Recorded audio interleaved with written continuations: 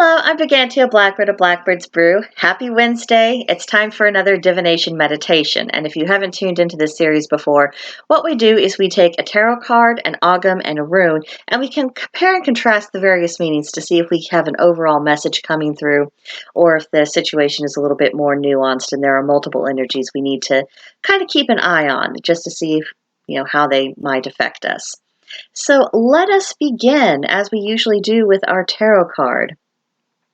We see we have a nice little tabby cat there playing with something that has been obviously repurposed into a toy. Cat's having a good old time.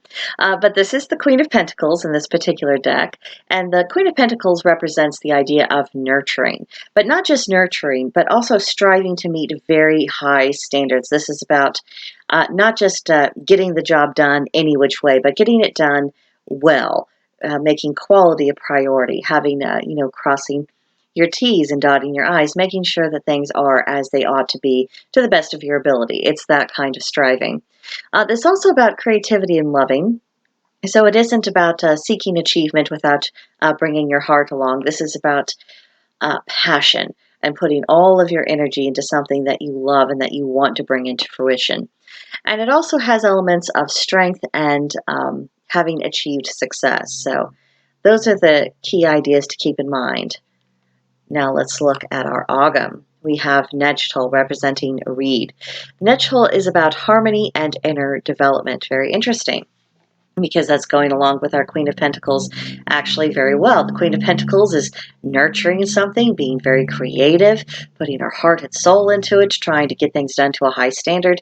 And with Ngetal, we see that there's also a sense of harmony being brought into this idea, as well as the idea of inner development. So maybe what we're working on is not necessarily outside of us. Maybe it is within, or maybe it is an idea that we're nurturing and brainstorming on that we haven't quite made manifest in the outside world just yet. This brings us to our rune, Perthro, representing the Norns, fate itself, the Lot Cup, or even possibly referring to the womb or a period of gestation, particularly secret gestation, because of course, when someone is pregnant, you can't actually watch the baby develop. I mean, you see the baby bump gradually expanding, but you're not actually seeing, the cells come together and forming limbs and organs and all this other stuff.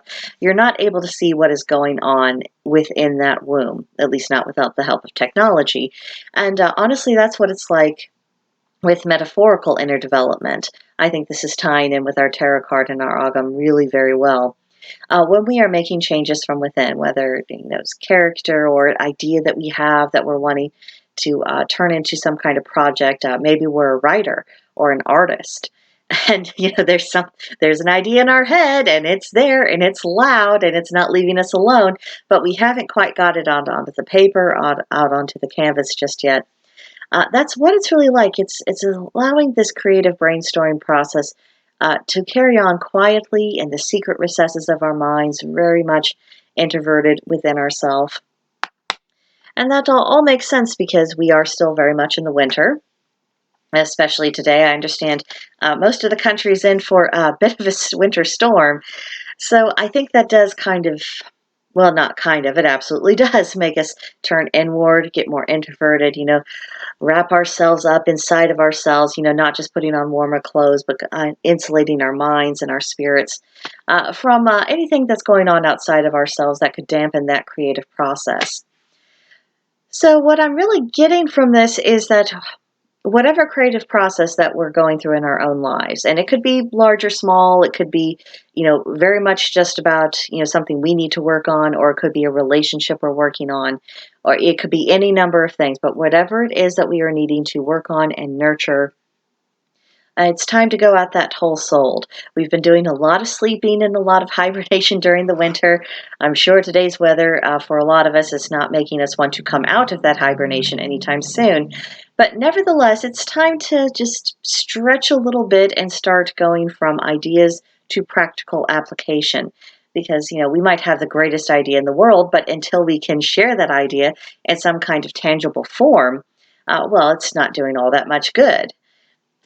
It's not even doing us very much good. I mean, we might have had the satisfaction of coming up with something that is, objectively brilliant, But until we do something with that, well, it's just floating around in the ether.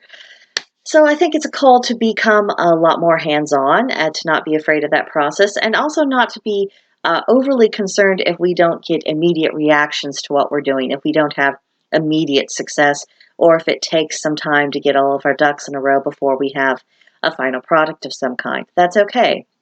That's a natural part of the process. It's not a cause for alarm. We just need to keep steadily moving ahead. And we also need to trust in that process. So often, especially when it comes to creative projects, the worst thing is the internal editor and the self-sabotage that results from that. There's a time for refinement of the ideas, and then there's a time of, I just need to get it out. And then I can refine the idea once I have something that I can work with. That's when you can really bring in the energy from the Queen of Pentacles and start bringing things up to a higher standard. But first, we have to get something done. So that is essentially what I'm getting from that. If you have any thoughts on this reading or you'd like to talk about divination more generally, I hope you'll come see it as Blackbird's Brew. There's a link to join us in the description box below. In the meantime, please subscribe to the channel, like the video, leave a comment. I will see you in the next one. Bye.